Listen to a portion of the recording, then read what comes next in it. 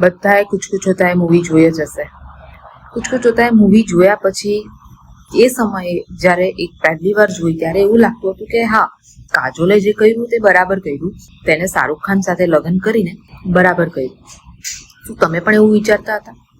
પણ હકીકતમાં સલમાન ખાન રાઈટ હતો.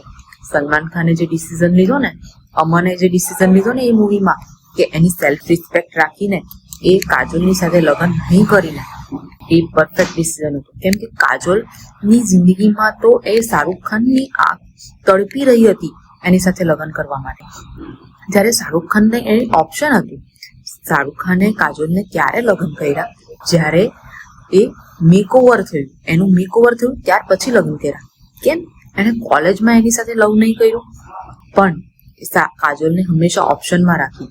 અને અમન એ ચાહતે તો એની સાથે લગ્ન કરી શકતી હતી, પણ એને અમન ચાહતે ને તો એ અંજલિ સાથે લગ્ન કરી શકતે, પણ અમને જોયું કે કાજોલ તો ઓલરેડી શાહરુખ ખાનને લવ કરે છે, એ મને લવ કરતી જ નથી, એટલે એની લાઈફમાં એ સેકન્ડ પ્રાયોરિટી રહેશે.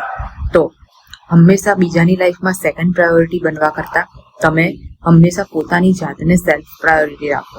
એ સૌથી અગત્યનું છે. એ આ મૂવી પરથી આજે મને સમજાયું. સાચું કીધું ને?